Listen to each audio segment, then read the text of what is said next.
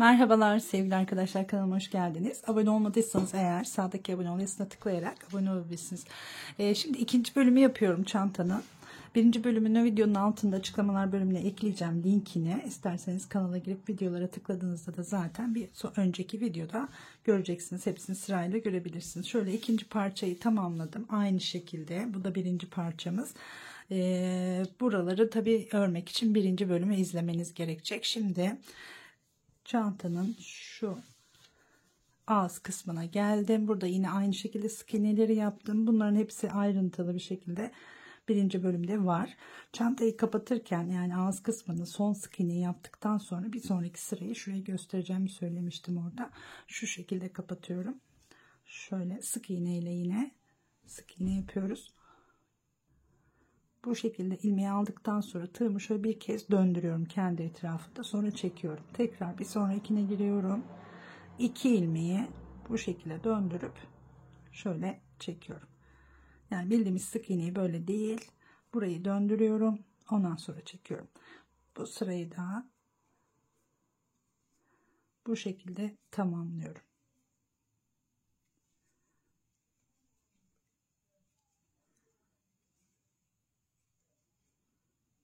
Döndürüyoruz, çekiyoruz. Evet, şöyle güzel bir görüntü oluyor. Şimdi burayı da tamamlayacağım. Sonra alt kısımlardan önce alttan birleştireceğiz. Sonra astarlaması ve sapını da göstereceğim tabii ki.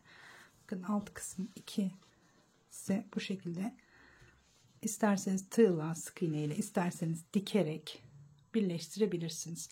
Şöyle bir bütün olacak alta. Şimdi burayı tamamlayalım. Sonra sapına geçelim. Evet, şimdi son sık iğneye kadar bakın aynı şekilde geldim. Burada şöyle alta bir kez daha giriyorum. İlmek kaydırıp bir tane zincir çekiyorum ve kesiyorum artık. Şimdi şu alt kısmı da birleştirelim. Evet, karşılıklı getiriyoruz. Ön yüzümüz neresi olacaksa, zaten ön yüzümüz bu şu ipleri taktığımız yer arka yüzümüz olacak. Şöyle başlıyoruz. Buradan ön yüzden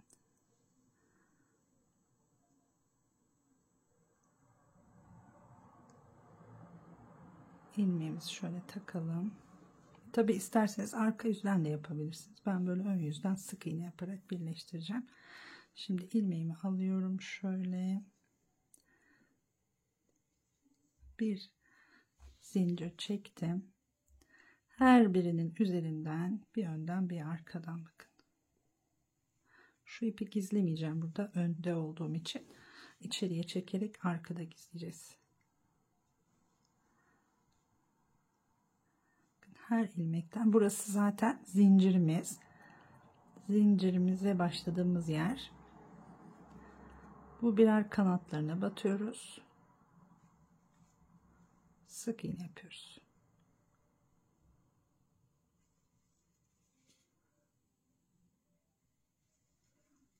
Bir tane buradan, bir tane buradan alıyorum. Bu şekilde sık iğne yapıyorum bakın.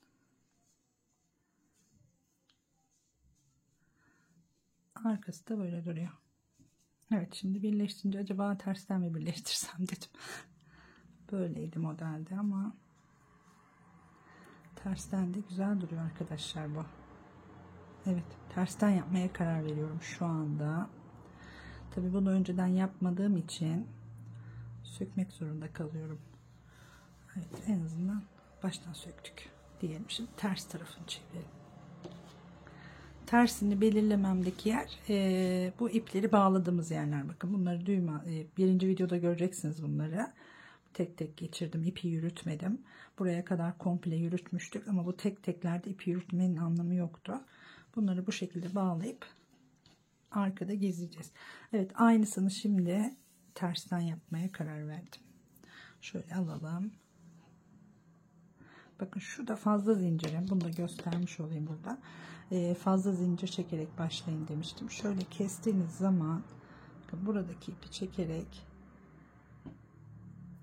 burayı sıkıştırıyorsunuz. Şimdi yine aynı şekilde ilk trabzanın şöyle dibinden giriyoruz. Burada da ilk yuvaya giriyoruz. İlmeğimizi alıyoruz.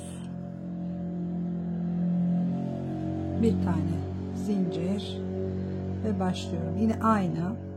Bu ipi gizlemeyelim. Gerçi bu ipi artık tersteyiz, gizleyebiliriz. Şimdi bakın, birleştirdiğimiz ipi ve şuradaki artan ipi önde olduğum için gizlememiştim. Şimdi gizleyerek devam ediyorum.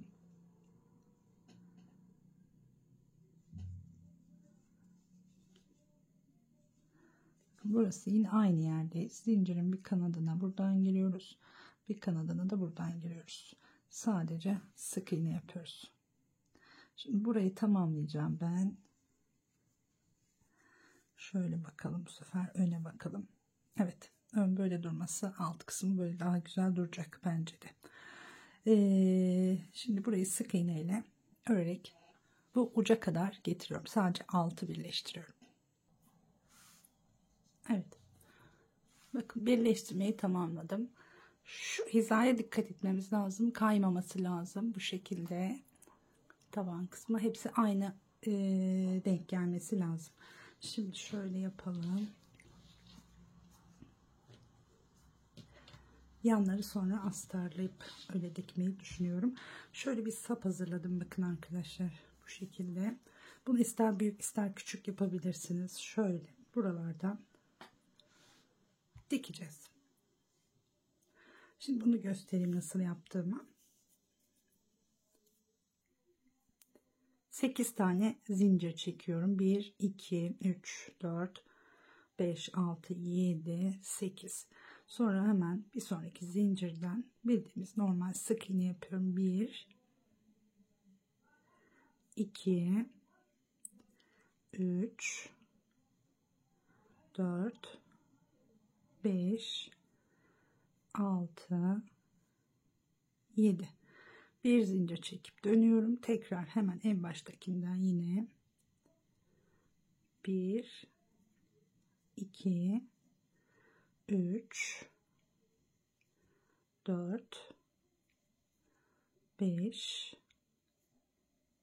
6, 7. Bir zincir.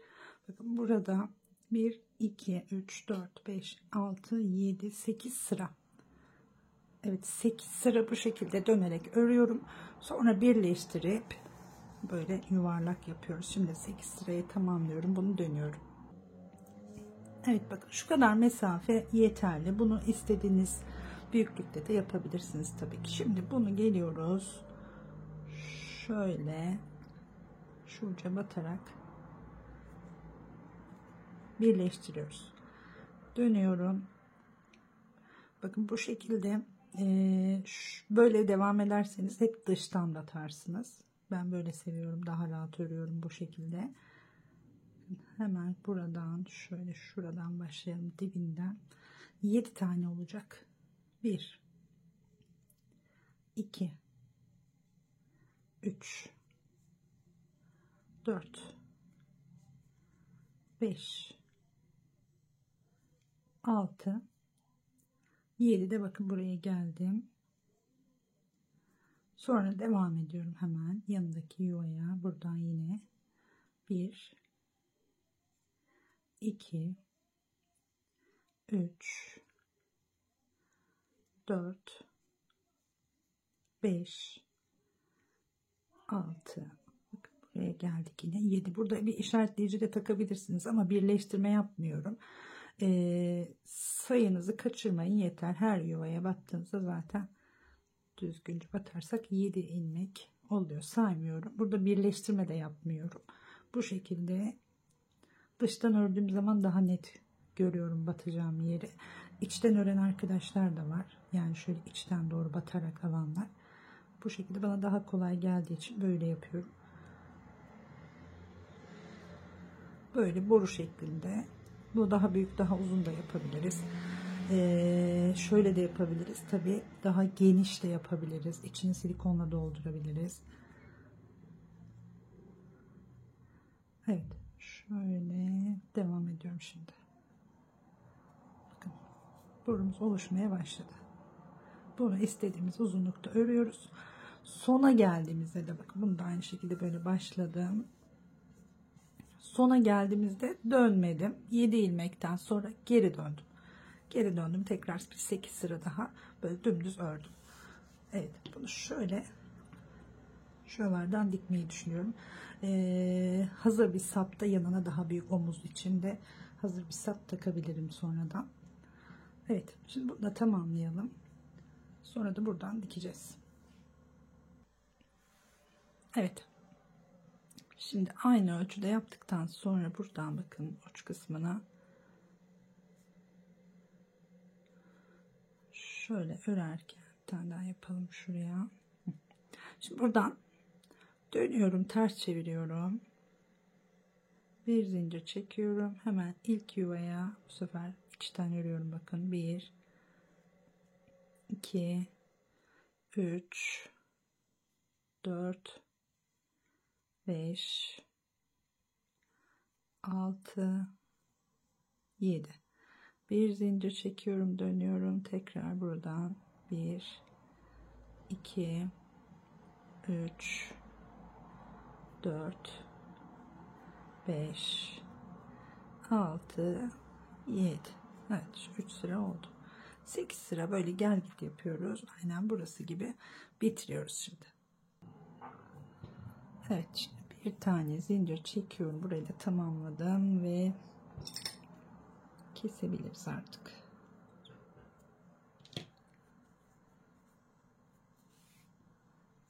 Şimdi bunları dikeceğiz arkadaşlar.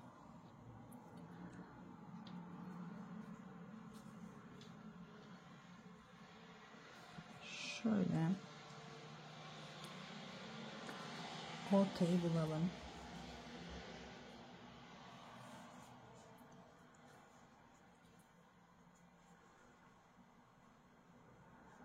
Bir tanesini buradan, şuradaki sık iğne ile buranın sık iğne boyutu da neredeyse aynı oldu.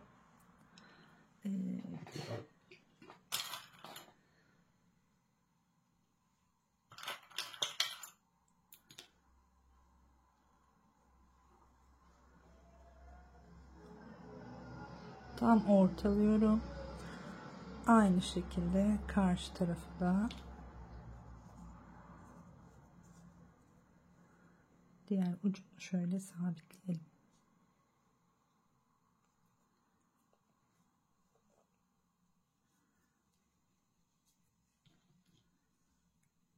İğneleyebiliriz de aslında. Şöyle. Evet.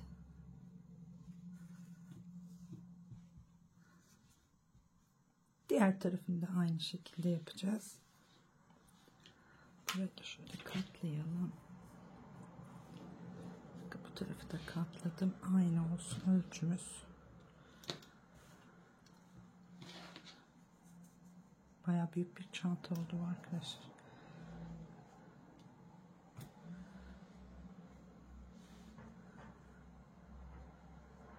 Şöyle 4 ucu bir araya getirelim.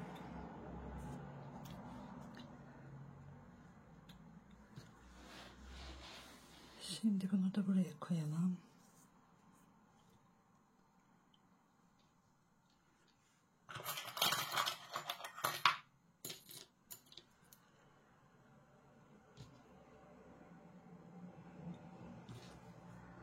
Diğer ucunu da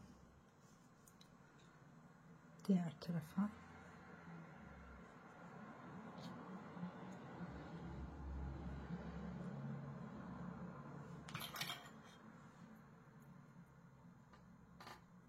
Evet. Tamamladık.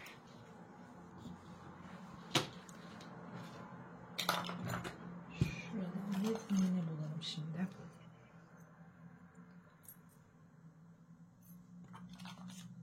Şu iğneyle daha güzel olur. Kendi rengiyle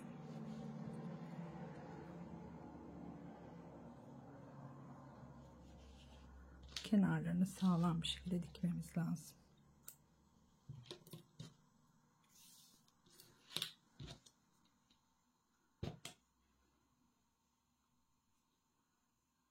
Bunları da içeriye alsak iyi olur tabii.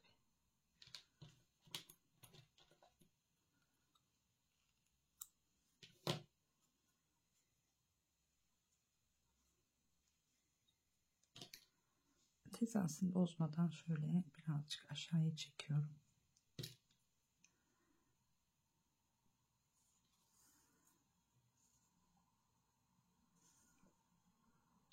Buradaki ipimizi de altta kalacak şekilde ayarlayalım. Ve aynı yerden tekrar giriş yapalım. Evet, bu şekilde. Bir alttan bir üstten. Arkaya geçebilir. Arkaya astar. Gerçi arkaya astar yapacaksanız geçirmeden dikmeye dikkat etmeniz lazım. Arkaya astar olacaksa arkaya geçebilir. Olmasa da aslında önemli değil. Orada şekil olur ama.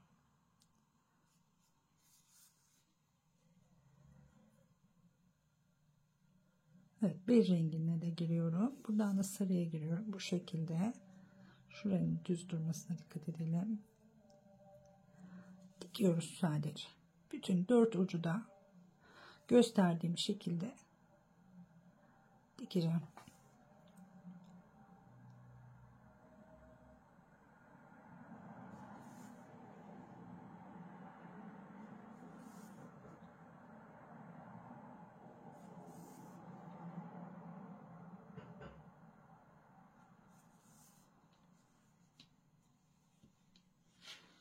Evet.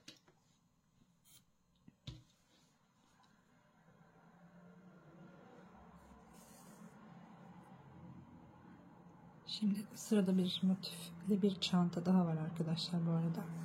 Onu da merak ederseniz bildirimleri açmanızı tavsiye ederim. Yine bir takipçim gönderdi. Kare motiflerden oluşuyor. Kolay bir motif ama çok güzel durmuş çantada. Onu yapmaya çalışacağım. Bunu bitirince.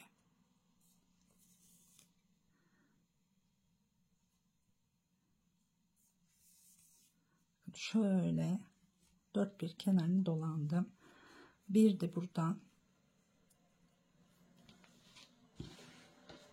düzgün dursun. Evet. Bir de buradan bakın şöyle sabitleyeceğim bunu.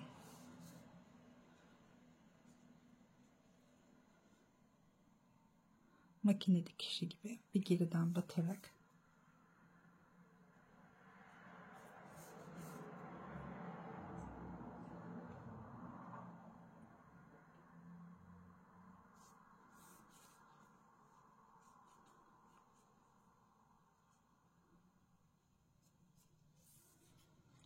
iyice sağlam olsun. Şimdi arkadan geçirelim. Bakın arkaya da çok fazla yansımadı, gördünüz mü? Eğer astar yapmıyorsanız bile bunu da buradan şöyle gizleyelim.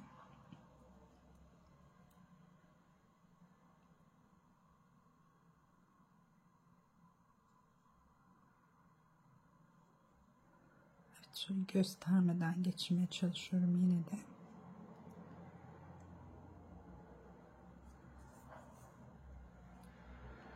İyice sağlam olsun. Bir de geri geliyorum.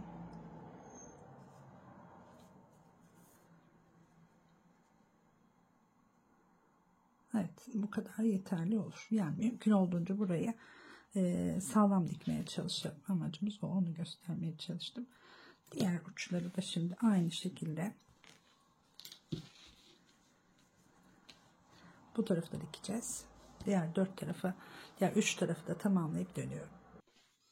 Evet, diğer sapları da tamamladım. Bakın arkadaşlar şöyle tutabileceğimiz bir çanta olacak. Sadece altını birleştirdik sık iğne ile. Şimdi yanlarını birleştireceğim. Yine aynı şekilde şöyle göstereyim. Bakın arkayı daha temizlemedim. Şunlar hepsi bağlanıp kesilecek. Şimdi şöyle anlatayım. Oraya sık iğne yapacağız. Getireceğiz tersten. Buradan ya da buradan başlayabilirsiniz. Komple sık iğne ile kapatıyoruz. Sonra bu tarafını da kapatıyoruz. İçine de bir astar yapıyoruz. Sonra ekstradan isterseniz farklı bir sapta takabilirsiniz. Bitmişinin resmini paylaşırım sizlerle. Şimdilik bu kadar diyorum. Farklı yapacağım bir şey yok. Sadece sık iğne ile birleştirmeyi ve astarları ayarlamanız gerekiyor. Şöyle saplar da güzel oldu bakın. Beğendim ben. Yanından hazır saplar da takabilirsiniz yine böyle. Daha uzun, omuza da asmalı olur. Evet. Umarım beğenmişsinizdir. Görüşmek üzere diyorum daha güzel videolarda. Şimdilik hoşça kalın.